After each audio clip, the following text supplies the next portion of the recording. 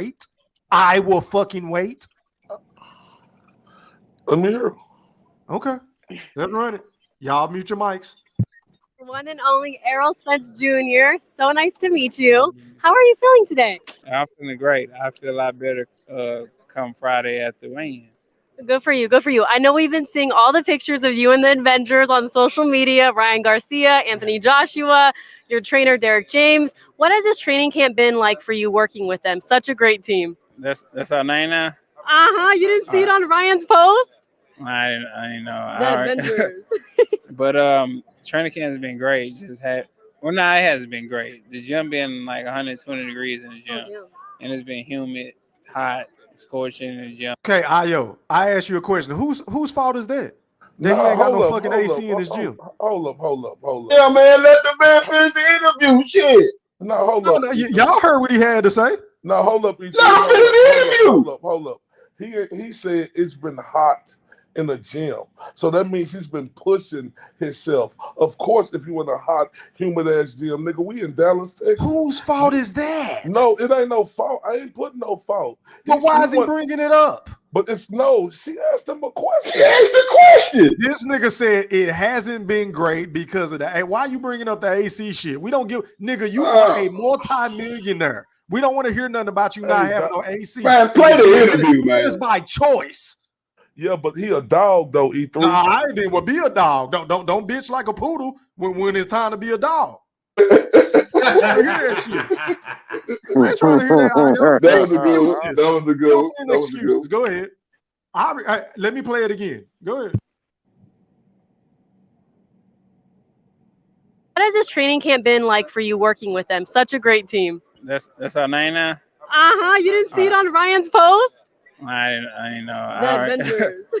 But training camp has been great. It hasn't been great. The gym been like 120 degrees in the gym, and it's been humid, hot, scorching in the gym. So the gym been unbearable, but we've been getting a lot of great work in the gym. Good for you. And Errol, you have overcome so much in your life thus far. You've overcame it all. What is it? I ain't trying to hear this goofy ass shit for the 1,000,000th time. Go ahead, y'all. Yeah, but E3, hold up. I know, but you heard what he said. Hold him accountable. But we got to keep it. I ain't holding him accountable, nigga. That just show who he is. Oh my God. That just show who he is and what. Man, that nigga weight drain like a mother. That motherfucker just like Michael Jackson. Nigga on here talking about in 8. Do you see what Errol Spence is working through? I'm telling all you Terence Crawford dudes out here, mosquito spray you the most. By the 4th or 5th round, nigga, Terence Crawford legs are gonna start feeling like noodles when Errol Spence unleashing them unbearable body shots on you. Vicious for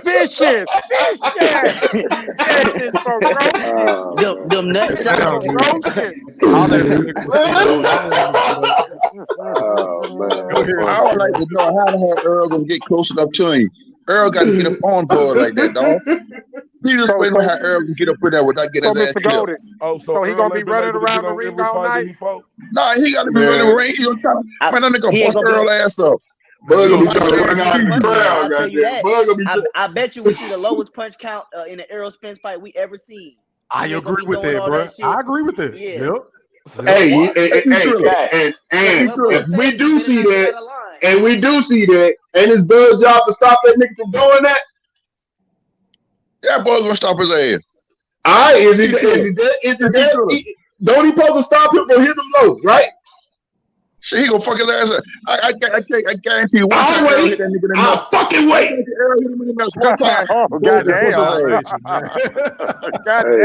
Hey, real quick. Yo, man. you have to pay E-Thriller a cash app for using his cash. You gotta send me a cash app for using my shit, man. God damn, that nigga. No, that shit dope though, man. That shit dope. That shit dope. You don't want to do that shit. Yeah, appreciate Hey, it. check it out. I believe, man, one thing that nobody's mentioned ain't been mentioned yet. I mean, I don't know if my eyes are tripping or whatever, but I don't see a significant size difference between these guys. I saw that. I don't. And that's right now.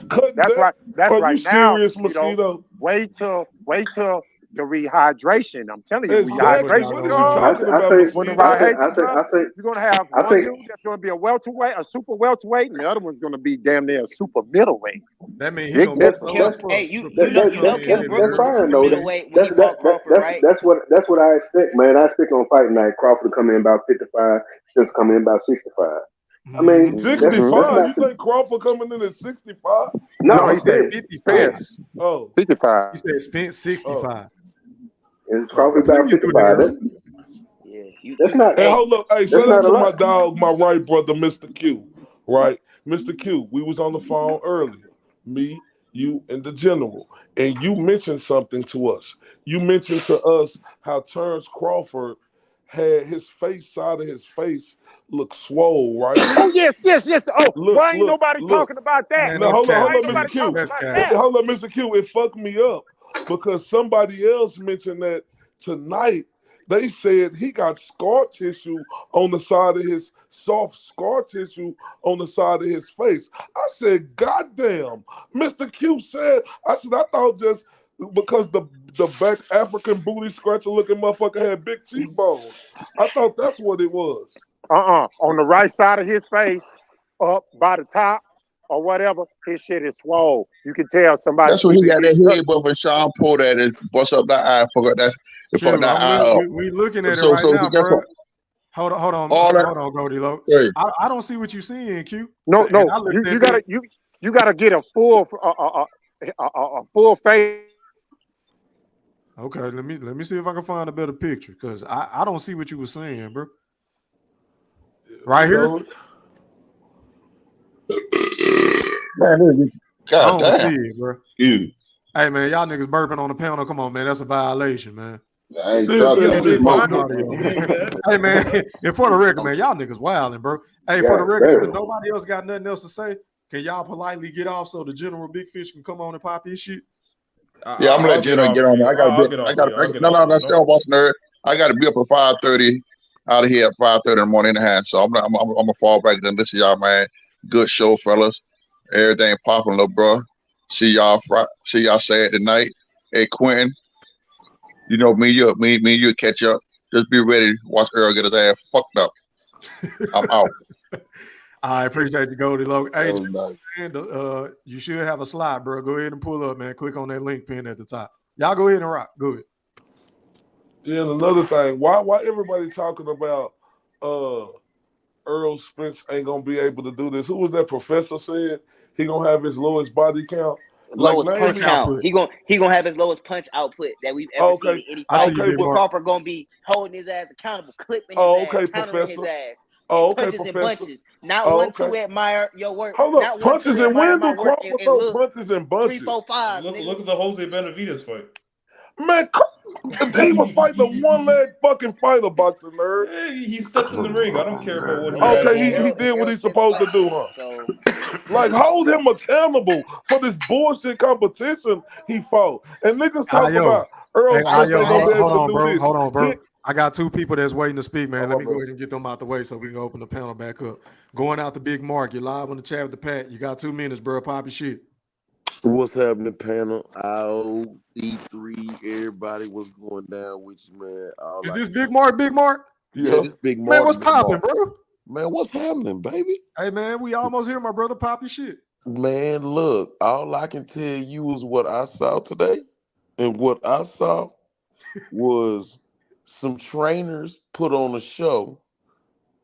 And then I watched somebody get very emotional on some shit that they shouldn't be emotional on. Like everybody's saying all the right shit, but like we keep saying, my nigga, why you fight Earl in less than 48 hours? Why are you bumping all that Kane Corso shit all everywhere else except for the nigga that really wants to bite a piece out of your ass? Like I'm still trying to figure. I'm sorry, bro. If it's me and you gotta fight, if your people start popping shit, I'm gonna turn to you and say, put a muzzle on that bitch. And fight go with it. If you don't want to do it, we gonna fight in 2 days anyway. Now that's just me. But you know, I'm in the panel. I'm just here to I hear said the Jay. same thing, bro. I said the same thing. Hold on, I'm Jay just Cooley. saying. Let me go out to the General Big Fish. You're live on the chat with the Pat. Talk to me, big bro. You got 2 minutes, man. Pop your shit. Hey, Thoroughly, what's up, man? What's good, man? You all right? Oh, man, yeah, I'm ecstatic, man. This fight is here, man. I'm tired of all these dumbass talking points that I've been hearing for 4 or 5 years. It's time to collect. Hey, Q, count your money. Hey, Jay Cooley, count your money. IOTBA, put your bet in so you can count your money. E-Thriller, can you hear me? Yes, sir. I'm listening. Hey, bet on Errol Spence and count your money. Hey, today was a beautiful day. Hey, Derrick James was the star of the show. Hey, he got it crunk, E3. Oh boy. I know he listened to the show because he was talking about that Cheeto bag. Where that Cheeto bag at? And them Big Macs. I know he heard IO talking about them Big Macs. I know you heard, man. Hey, boy. Hey, we gotta promote the draft real quick. E3 tomorrow. We having the fight party of the year. We having the fight party of the year. If you are not a Errol Spence fan or Earl sexual, as E3 like to call some of us, you are not invited. So we putting together a special list, and me and Q, we picking from that list. And then they gonna be invited to the party. So Jay Cooley, I'm letting you know right now, man. I don't know if you can make it down here Saturday, but you on the list, man. You on the list, Jay Cooley. I appreciate you. It's a fam. I celebration, man. But yeah, you can open that panel up, E3. We about to get at it. Yeah, man. We know Jay Cooley on the list. That nigga combined, man, his performance was immaculate. I know he getting in the top 5 pick. But anyway, panel open, y'all. Go ahead. Hey, Fish. Another thing, Bo Mac talking about shut the fuck up.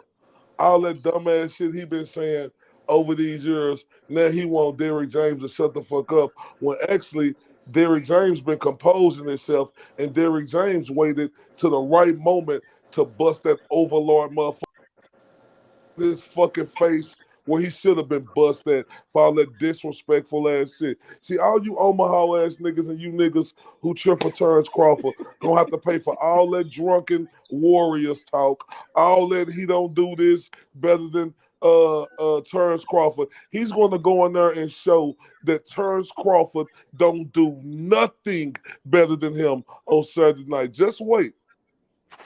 You so disrespectful.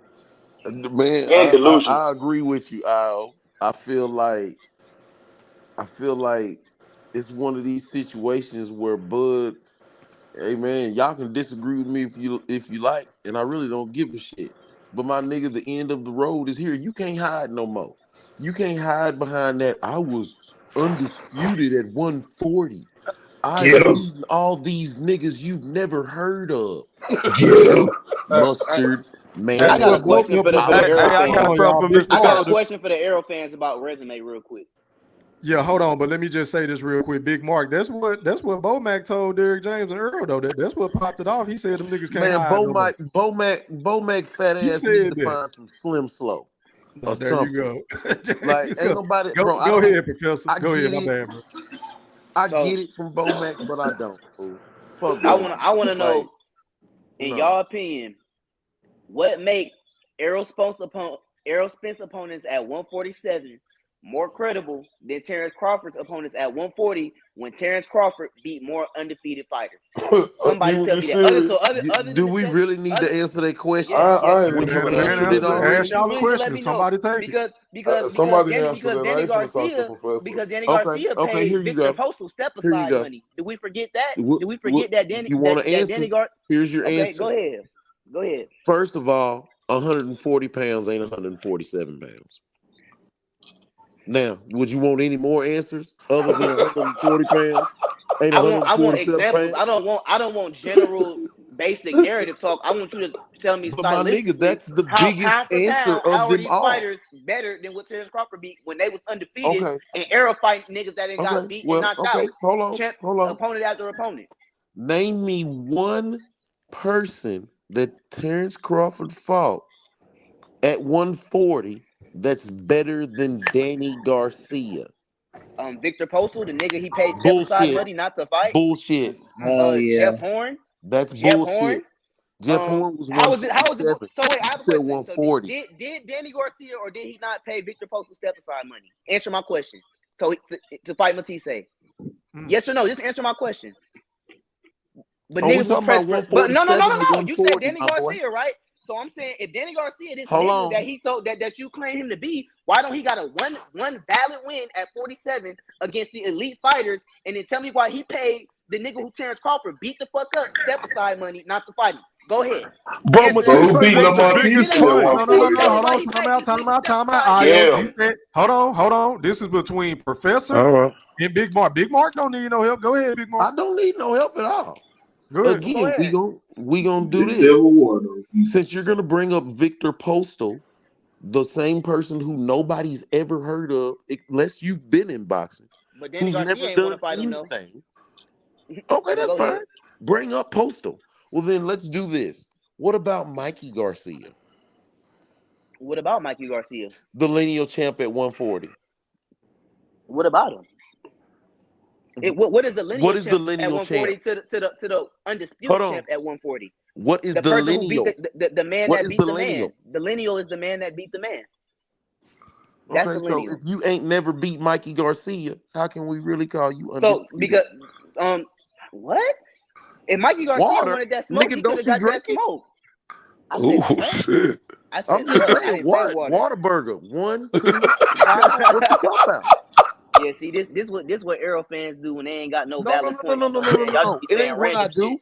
I asked you. You asked me a question, and I asked you one that had a whole bunch of validity in it, and you don't want to answer it. You want to know why? You want to know why he didn't fight him? Undisputed and You want to know lineal why? are damn. Because he Hold stopped on. his You ass said in sparring. That's why. That's Hey man, because Mikey Garcia had him in the camp. He got are beat the you going? fuck up, Okay, and he but you're didn't want doing a that bunch of smoke, talking and and that's not a lot of documented. listening. But I'm answering your question. You wanted me to answer your question, right? You would just say answer Okay. your Well, question. if It's Mikey because Terence Crawford Garcia is beat him the that fuck up in nigga and camp. everybody knows Mikey Garcia is that nigga at 140, that means Mikey Garcia is better than every Why? nigga he ever Why do I touched gotta? at 140. So can I counter you a question then? Why do I have to Okay. beat up a nigga who I already fucked up in sparring at a weight that I already was undisputed at? We Tell talking me about that. practice? We talking about practice, my nigga. Hey, This y'all know, ain't y'all, I'm y'all. not. Yeah, we talking about It's showtime like the Lakers. how you didn't want to smoke. You don't want to smoke anyway because I beat your ass in sparring. But why am I fighting you for what? When I already know I could beat your ass and I'm the guy who Okay. won all the Well, belts. if you the lineal, that means you the man. So let me look For at real? that shit. So what was Julius Ndongo? Was he not unified and undefeated and on a two fight knockout streak? Julius Ndongo, the undefeated nigga. That's what I'm saying. Y'all saying who, but when I ask y'all what make Again, we're make saying these the other reason why guys we different, y'all not talking about no skills. Y'all just talking about resume, and I'm what debunking skill? that shit. Okay, so Danny Julius Garcia Ndongo, paid Victor his Postal best step aside skill money. was his Mikey soft Garcia chin. already got beat the fuck up.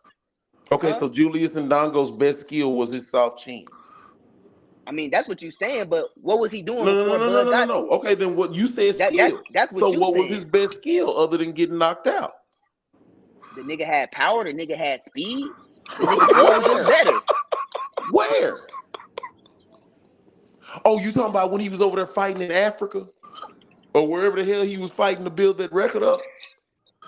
My thing is this: you can say what you want, but if I'm fighting in the division, my job is to See, get the belt. Hold We on, ain't finna wait. start kicking no cans. No, because No, look, we not. You said Julius my Ndongo. That job shit is to made get me the get up belt. out my bed. Let's My talk job is about to beat niggas' ass and get Julius the belt. Ndongo. Yeah. And what did Danny Garcia do? And then he lose to Sean Porter, a nigga Errol Spence already beat when Errol Spence fought him. Oh, but we want to fight him anyway. So tell me about that. But Let's talk you about talking that. about Sean Porter? Hold on. Don't Hold bring on. up Now Sean Porter. Don't do that. hold on.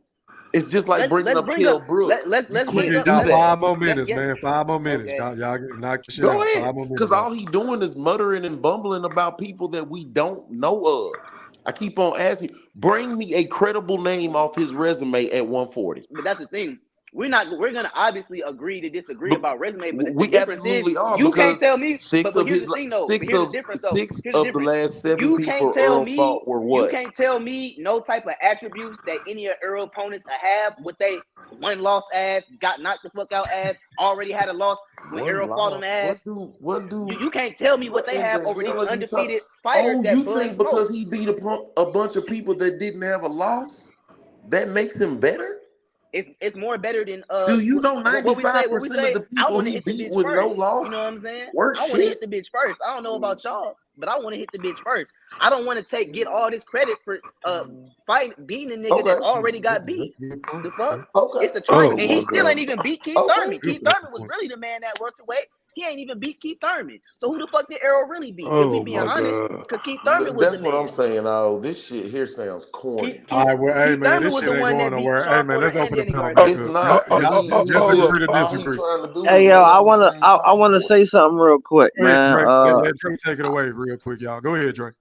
Yeah, I wish Brian Custer, they gotta stop pump faking to like make Errol Spence like resume look big. They said the last 6 people he fought has been champions or ex champions. Ocampo was never no champion, bro. He said It 6 of the said 6 last out of 7. 7. That's what I'm. But look though, after Spence beat Kell Brook for the title, who were his opponents? His first opponent was Ocampo. Then it Yep. was Mikey Garcia. Champion, Then ex-champion. yeah, but Ocampo wasn't a Who after that? champion though. Who after Okay, that? Who what after is Mikey 6 of Garcia? 7? That means It was one Sean isn't Porter.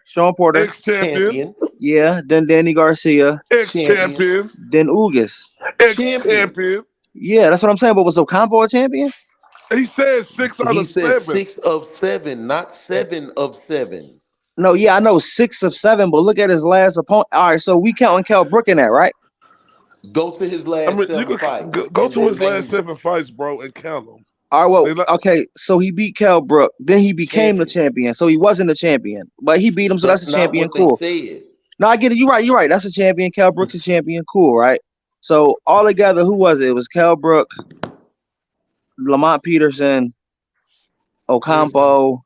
Listen, I'm not ex-champion. All of them are ex-champions, sir. Listen, okay, touche. But I'm not giving Earl credit for the Kell Brook fight because we heard what he said earlier. He wasn't even ready Man, for that fucking. all Hold right, he on, said, God damn it, let How me make you my not gonna point. give him And I'm credit not. and Kell Brook was Yeah, I kicking said it. whatchamacallit's He ain't getting no ass? fucking credit, and he ain't getting no credit for the Danny Garcia fight because Danny Garcia was having out of the ring issues. He was dealing with mental health. Earl Ayo, just ain't that some came shit out that you of would the tell ring. Sean Porter? ain't that He a had bitch? mental health. He was dealing with family issues and being a Oh, dad, so he wasn't even ready for that fight. So oh, I ain't giving that okay. nigga credit for Okay, shit. so His flying last All fight right, out was so of hold up overrated. hold Yeah, up I real quick, said it. y'all. Let Go me ahead. answer E3.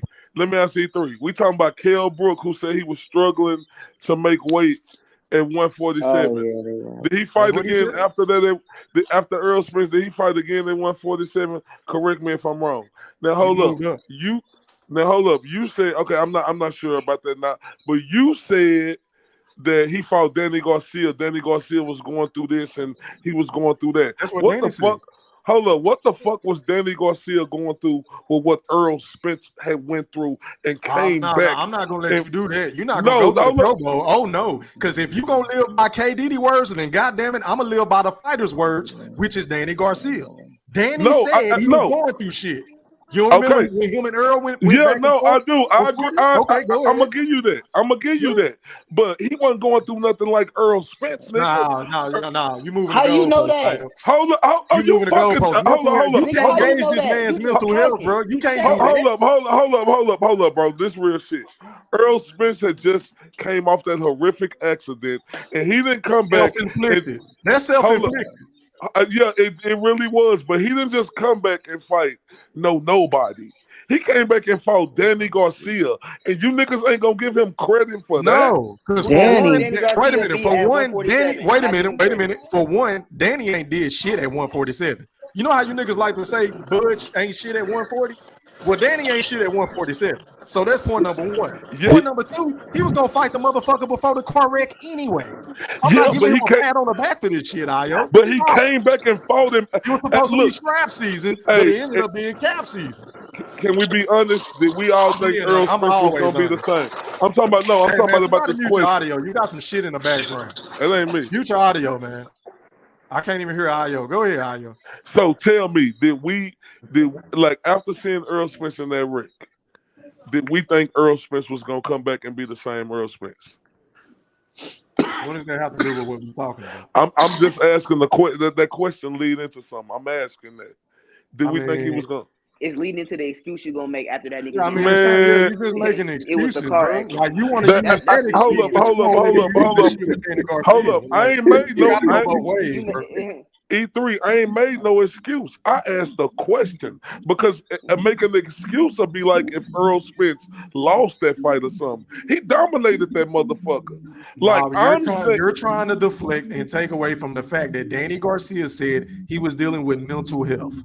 Yeah, So no, you're using his cool. car. You said no. You said that he ain't went through more than what Errol Spence went Hell through. How do you know no. that? How do you know that? Hold up. Danny Garcia was dealing with mental health outside the ring. Errol Spence was dealing with mental health, injuries, his face getting fucking changed. I can counter that. I can counter that. Come on, counter man. Danny Go ahead, Garcia wasn't Boxer. going through shit like Earl Spence, man. He was Well, going through actually, physical and after mental I do not. issues. Hey man. Actually, after Go ahead, go ahead, Boxer Nerd. Go ahead. After Earl had that car accident, or not too maybe a couple weeks or maybe a month later, he went on Instagram and he said, "No bones broken. I'm a savage." Yeah, he said he was a savage. It doesn't sound like no someone going through contrition mental health. whatsoever. And didn't he also say, "I fought Danny Garcia at 70%. I knew I could beat Danny Garcia at 70%." Yes, he is also that said credit that. to I'm him? pretty sure I remember him saying that. He also Is said that that, credit which to means him? Danny Garcia ain't shit. Shit, exactly. Is that credit to hold up? He beat Who Jose did go? Wait a Benavidez. minute, y'all still ain't answer my question. Who the fuck has he beat at 147? Because y'all Jose love to talk about. Benavidez. Wait a minute, Big Fish. I'm gonna let you speak. Y'all love to talk about who Bud ain't beat at 147. Who did Danny Garcia beat at 147? But that ain't the point. That ain't the That's my point. point. It's not your point. That's my fucking point. I will. But no, you He missing beat my Jose point. Benavidez. At 154, man. It was a fight. It was a fight. Well, He beat Terence Crawford. niggas at 140 and 135. He beat Terence Crawford. Y'all don't Who care about who you beat? Stop it, Yeah. I'm not gonna. He You beat can't get this shit two off. shots Who care about who you beat? What you mean? Who It cares? matters. He beat two shots one fight. No, it don't matter. No, it don't matter. See, It don't matter who you beat. Y'all like And to you combine wanna know what's weight crazy? classes, You but wanna know what's Danny. crazy? But It don't matter who you y'all beat. don't give a fuck. Sean Porter beat Danny by the skin of his motherfucking It don't matter who you beat anyway. Nah, It don't matter who you beat. So And now it Errol doesn't beat matter. Sean by the So skin of his when it motherfucking No, has to do with it don't though because it doesn't matter. no, it You're don't also though because You're also who hypocritical, man. who killed Brook beat before he whooped on Sean Porter? Who Monster beat besides an old Nonito Donaire before he whooped on Cool Boy? Who Beeble beat before he beat up on Canelo? That shit don't mean nothing. Just because you don't know all them niggas ain't don't mean they good. Floyd always said the people you don't know be the toughest fights. That's what Floyd said. Oh, so Well, we didn't know Bivol beat a lot of guys good niggas. Okay, so then you guys shouldn't give Boots hell for carrying that. Say, hold up. Don't let E3 get away with that. Man, I ain't giving no hell. Man, I ain't giving Boots credit for shit. No, Fuck Boots. You said you Fish just gonna asked wipe you a his question. ass in the sport yet. Stop it, Boxer. Bivol But it don't matter had though. beat a lot of good niggas though. E3. like that. I can't even. E3. We ain't finna let you get away don't with that ask and go me to something until you answer my shit. Then I answer what? you. No. Danny Garcia, I answered. Okay, I'm going to answer it. He beat Robert Guerrero and became champion. But that, look. Okay, go ahead. Look. That's Indongo. That's a no. That's worse than Indongo. No. Robert Guerrero fought Mayweather, right? Don't compare Terence Crawford. So he lost. Don't compare that mustard seed. Hold up, but E3. Every round. I ain't finna let you. I answered your question. And I ain't finna let you get away with that. Hold up real quick, because my dog General Big Fish, he made a statement, but everybody started talking and they went over y'all head. See, you know how, hey Fish, you know how E3 like to hold us accountable, like for saying who somebody beat or how Terence Crawford beat Sean Porter. Then Danny Garcia beat the shit out of Jose Benavidez. He beat the fuck out of him. That was at 154. No, It's a common fucking opponent. No. I'm not gonna let you go to the Pro Bowl, Ray Lewis. That was at 150. He was already broken when he beat him. Exactly. He was broken. He was already Can I broken. say this real quick, Ayo? bro. Mosquito, hey, say something, Fish, and then I'm going to Mosquito. Go ahead, Fish. No, how come y'all don't like it when the conversation is limited to 147 with Crawford? So don't try this bullshit. Yeah. They're fighters. They fought. That's why they have a pound for pound list. So at 154, Danny Garcia beat the fuck out of Jose Benavidez. If you move him to 147, Danny Garcia would do the same fucking shit again. Bet he would. Who would take that Big fucking Fish, bet? so He was Big Fish, already you broken, saying Jose according to y'all Benavidez logic. at 54 is Hold on, a y'all. Hold up, Time Mosquito out. Time out. I'm going to Mosquito spray because I know he got a rebuttal for General Big Fish. Go ahead, Mosquito. Yeah, man, all up logic, man. That's all it is. Danny Garcia, he accomplished good things at 40. You know what I'm saying? At 47, he ain't do nothing. He beat a shot worn Brandon Rios and a shot worn Guerrero. Wow. He ducked post on his way out of 40. Wow. And and he beat Benavidez. Then he just shook his head and walked with his earmuffs on. He ain't throw no fucking punch. Wow. Wow. You know what I'm saying? Yeah, he got this sparring partner title or something, man. So I mean, y'all go to all these links trying to discredit the champ, man. Like I said, we get to squash all the chat Saturday night, man. It all gets Mosquito, settled. what we discrediting? Hold up. No, we using E3's The Black Picasso GOAT Thriller, aka hamrothstein, his own logic against him. He always tell us how the way Terence Crawford beat Sean Porter, the way Terence Crawford beat fucking Kell Brook. Let's talk about the way Danny Garcia beat a fucking common opponent, like Fish said, in Jose Benavidez. Why y'all don't want to talk about that now? Because he was already broken. Let's talk about it. See, He I beat don't him. like He beat him. Hold on, Ayo.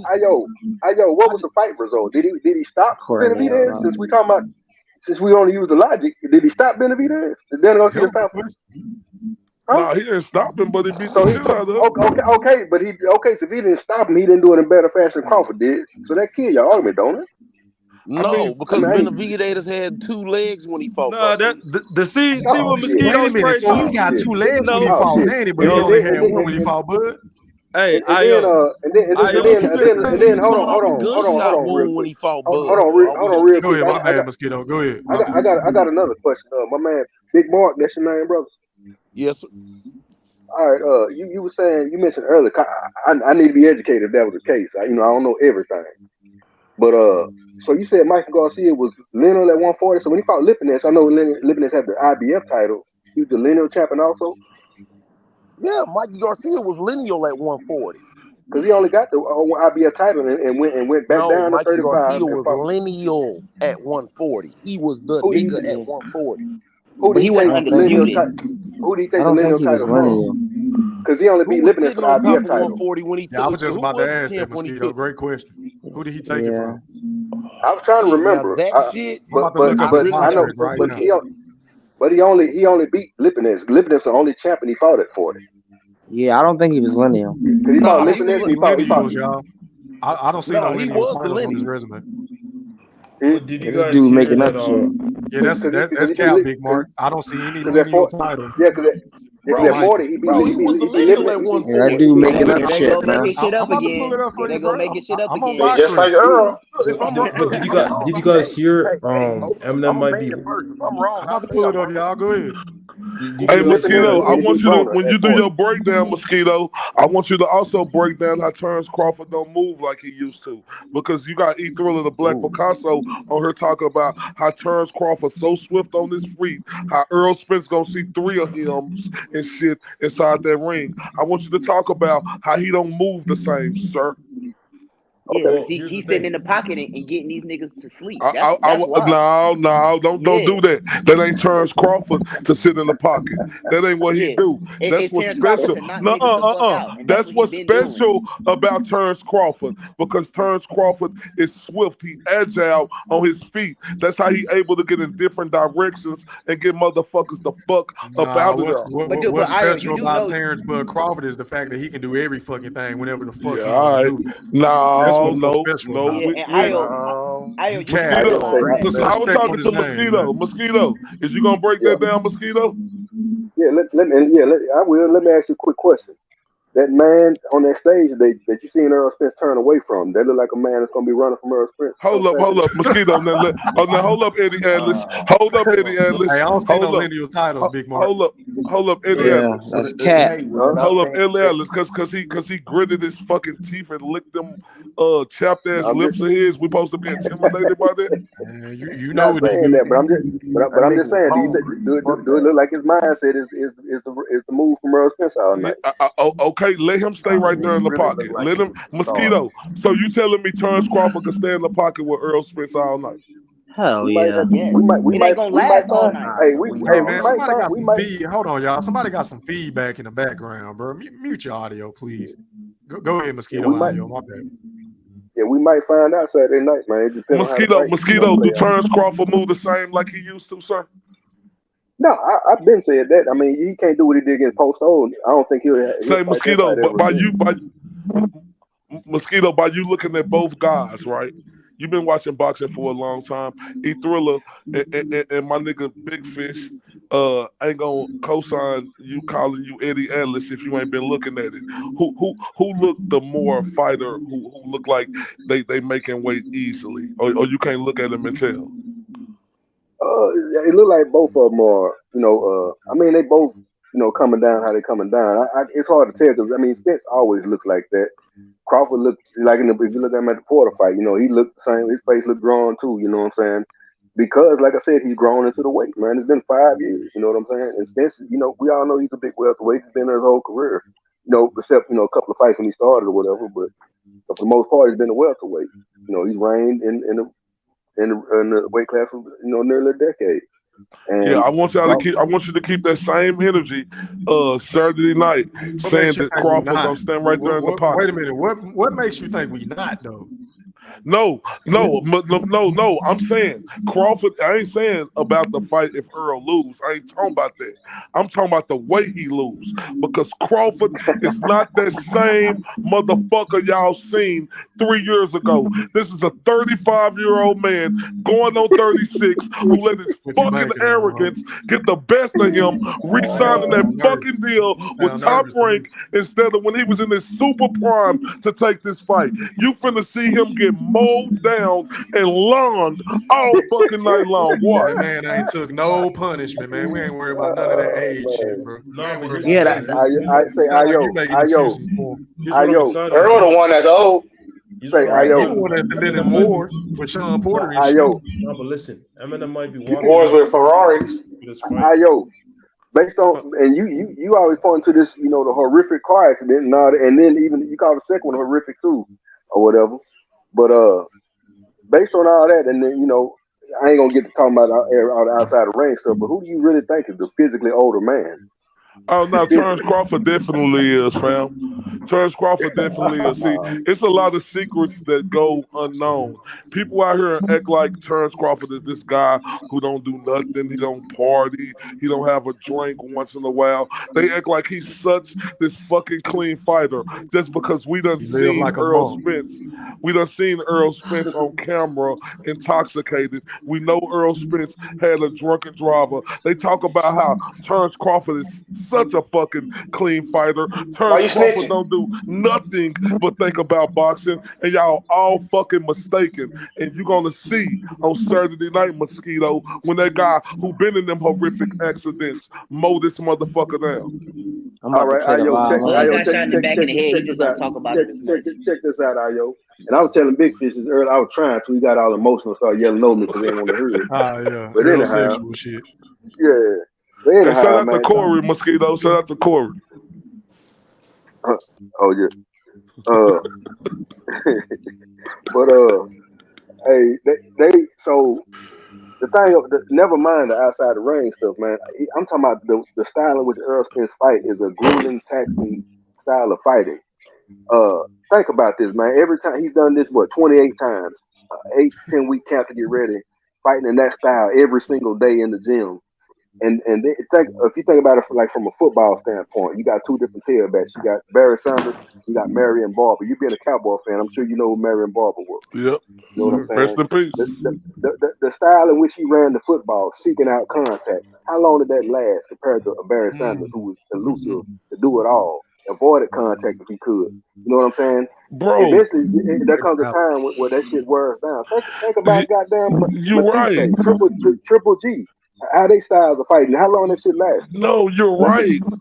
You right, but we ain't seen that out of Errol Spence. You don't got no evidence when you can point to. You niggas be talking about him getting hit with shot. You niggas talking about him getting hit with a shot with Ugas or getting hit with a shot with a nigga named Lamarte or a niggas like that. You ain't seen that out of him. You ain't seen him slow down Mosquito. There's no evidence of that what you're talking about, sir. He ain't slowed down in Danny Garcia fight after the ninth round. It ain't no evidence of Crawford drinking either and getting high either.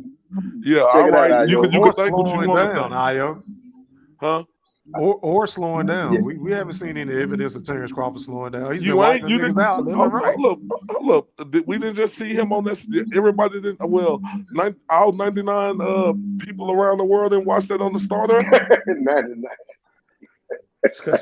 We didn't see him against David Ebenezer. We didn't see Terence Crawford. He got that motherfucker up out of there. Well, stop him in 6 rounds and push him back. I know. Look, no. He was. There wasn't no Terence dog Crawford. fight, bro. He's a great fighter. He's supposed to do that. But we seen him not able to move like he used to. You can't be that old like What that if he just chose to do what he did against David Ebenezer? Hey, what if he just said, "Fuck it, I want to work on some shit because he's that great"? And he did. We I see heard this fighters nigga do this from time to time, you know. I heard this nigga Professor or somebody else say that earlier. Correct me if I'm wrong. Some nigga talking about he gonna get in there and he gonna play with Errol Spence because he wanna hurt him. I want you niggas to know you don't get paid for overtime in boxing. That's why he's gonna get him out in 8 rounds. Trust me, bro. Ask you this, 8 bro. Rounds? Are you Hold on, Ayo. I want to ask you this. I got one question for the panel, especially Go ahead, Buttercup. Go ahead. And my question is this: who has the better chin? I say Crawford. E3? I say Terence Crawford. Really? Yeah, niggas can keep his mouth. Bud, I've seen Bud get hit flush. Based on what? Based on shit I've seen in his fights. What you mean? I've seen him get clocked plenty of times and not fall outside of the Kavaliauskas. I want to see. He actually fought Bonafide. Yo, Bud actually fought Bonafide puncher. Let me respond to that. Go ahead. So if we can all agree that he got dropped against Kavaliauskas, how can you say that he has a better chin than a nigga we've never seen touch the canvas? Technically, he ain't dropped on me your chin, man. but they didn't call it because he ran into a fucking Spence ain't fighting no punchers though. Who's a puncher that Spence has fought? That's a bona fide puncher. E3. Zero. So you said no, I'm on this same topic. I want to answer Big Mark. Go ahead, Big Mark. Oh, yeah. I mean, I'm just saying, like, for everybody on this panel to just say that Terence Crawford has a stronger chin, I challenge that. Big Mark, because I've seen this nigga rock in his past 4 fights. Big Mark. Legit rocked. Big Mark. The only thing they can point to where him getting rocked at is an anomaly that happened when a man got 2 front teeth missing that wore a partial. He was embarrassed and was looking for a mouth. That's what I was just gonna say. Wasn't but he ain't fighting nobody with power. It wasn't from a strategic thing that Ugas did. He never touched the ground to land that shot. That was just a mental lapse. So Ugas hurt him 3 times. You can't point to